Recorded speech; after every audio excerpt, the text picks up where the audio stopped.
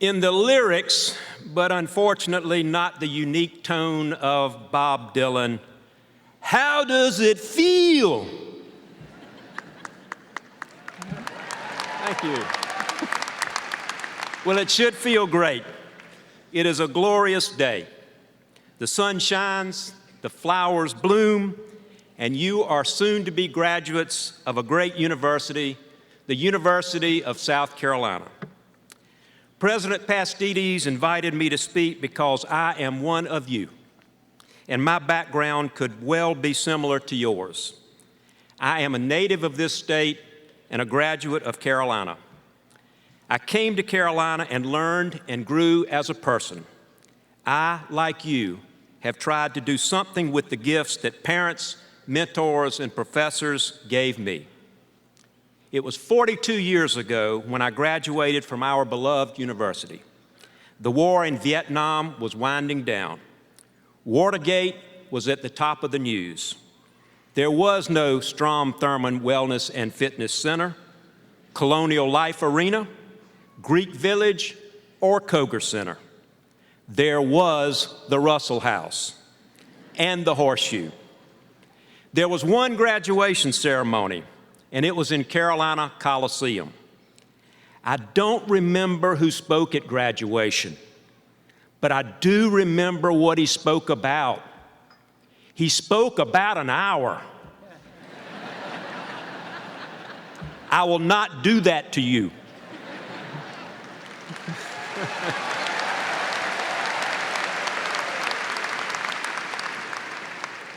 I came to Carolina after growing up in Florence. Let's give it up for the great PD. My dad was the owner and operator of Hubbard's dry cleaners. I loved working in the back with those big washing machines, especially when it was 105 degrees. If your shirt needs pressing after the ceremony, just send me a text. My dad worked 6 days a week from 7:15 a.m. to 6:15 p.m. When he reached 60, he and his brother Charlie cut back.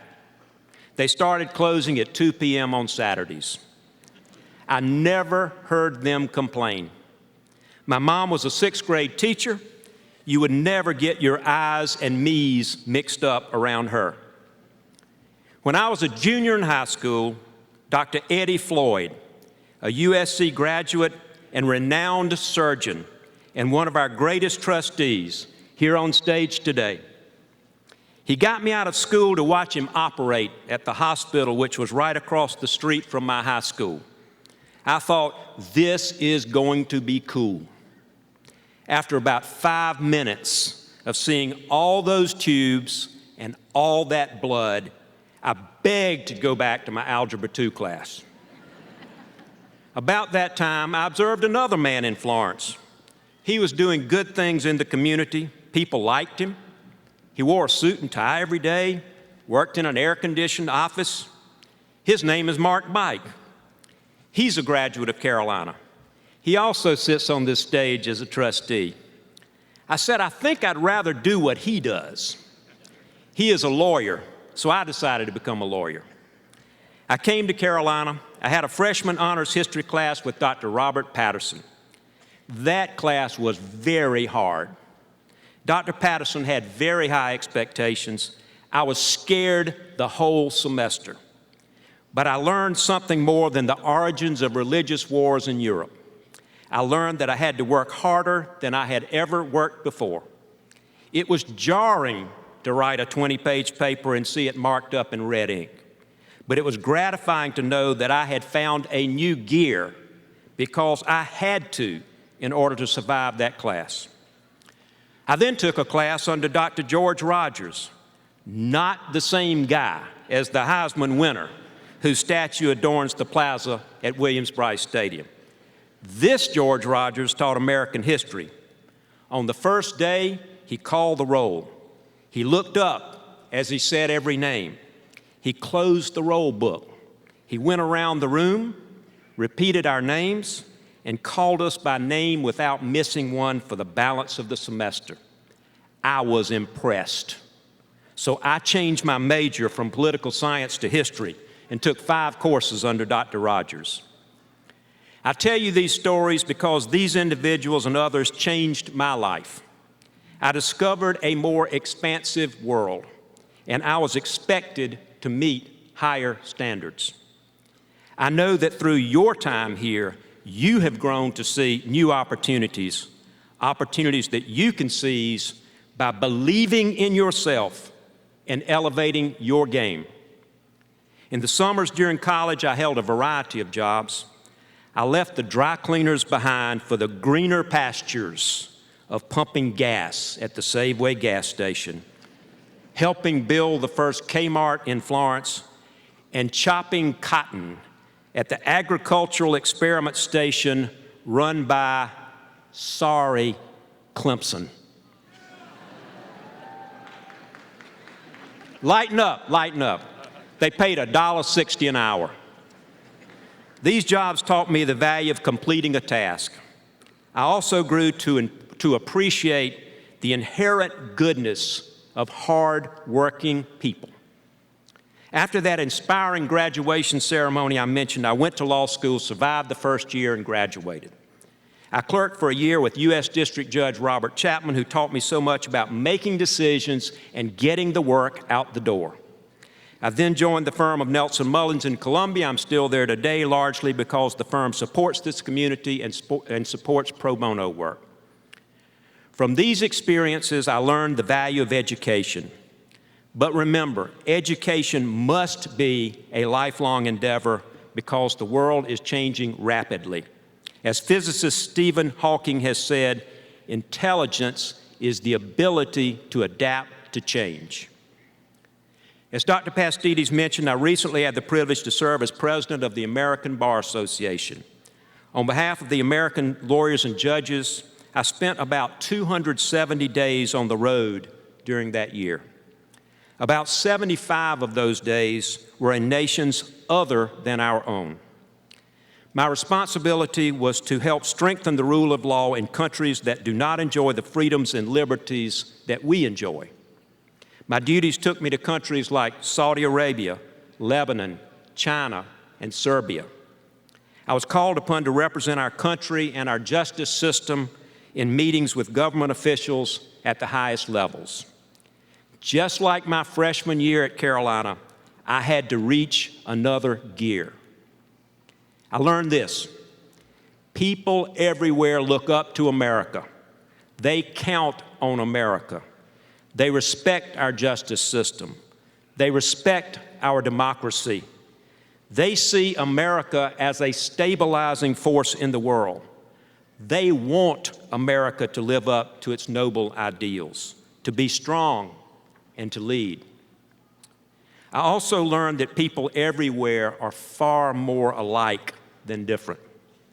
They want what we want: a clean environment, an ability to provide for our families, meaningful work, opportunities for our children, basic security, a good education, and to have the freedom to be left alone. Language and customs may differ, but people everywhere have far more in common than differences. My few minutes with you are precious, so let me do what commencement speakers are supposed to do: offer a bit of advice. This advice is a simple distillation of the qualities I have observed in the people I mentioned today and many others whom I admire. It is simply this: do right and do the best you can. You know to do right. You learned it from your places of worship and from parents, teachers, and coaches. And it's in your heart. It's not only right to do right, but it's also the way to fully become the person you were created to be. And it's the best long-term strategy for success. Because when you consistently do right, and when you do what you say you will do, people will trust you. Trust is an essential building block of healthy human relationships. We all slip up, we make mistakes, we hurt people. But as long as we try to do right, even when no one is looking, the path ahead will be clear. The second part of my advice is to be the best that you can be. That means working hard, being prepared, expecting more of yourself, not being content to stay in your comfort zone, embracing and adapting to change. It means taking smart risks. Taking risks will result in failures. If you do not fail, you are not pushing yourself. But there are two kinds of failures. One is good, the other not so good. It is not good to fail because you did not work hard, you did not prepare, you did not give it your best. Those are bad failures. We all have had them. But you can turn a bad failure into a positive if you learn from it and commit to work harder and work smarter in the future. Good failure is when you reach further than you thought you could grasp and stretch for a goal you thought unattainable. Even if you fail while pursuing a difficult goal, you are stronger and better for the effort. And sometimes you do succeed. You distinguish yourself among your peers and your employers, and you go to a new level as a person. There was once a young American whose family was forced out of their home, who failed in business, who ran for the state legislature and lost, went bankrupt, and was engaged to be married, but his sweetheart died. He had a nervous breakdown, but later ran for Congress and lost. He ran for Congress again and won, but only served one term. He ran for the United States Senate and lost, and ran for the Senate again and lost. In 1860, he was elected President of the United States. His name is Abraham Lincoln, one of the great presidents of our nation. He never quit. And you shouldn't either. There is opportunity in every defeat. Take good risks so that you can grow to your full potential. Assess your performance, learn from failure, and then move on. At some point, you have to give up all hope of a better yesterday. So don't regret the past and don't fear the future. Chart a course, work strategically every day, and move forward.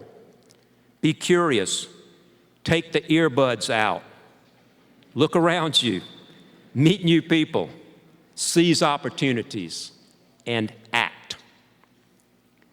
The theologian St. Thomas Aquinas said this: if the highest aim of a captain were to preserve his ship, he would keep it in port forever. So my fellow Gamecocks, look beyond the safe harbor. Do right. Choose the hard right over the easy wrong. Become a person people trust. Give of yourself to causes greater than yourself. Let your heart click into another gear. Do the best you can. Prepare, work hard. Choose a path that challenges you to be the very best you can be. And if you do, unforeseen opportunities will open up for you. Take the ship out of the port. Take it to the open seas. Breathe the clean air. Feel the wind on your face. See the new horizons. And thank God you are and always will be a fighting Gamecock.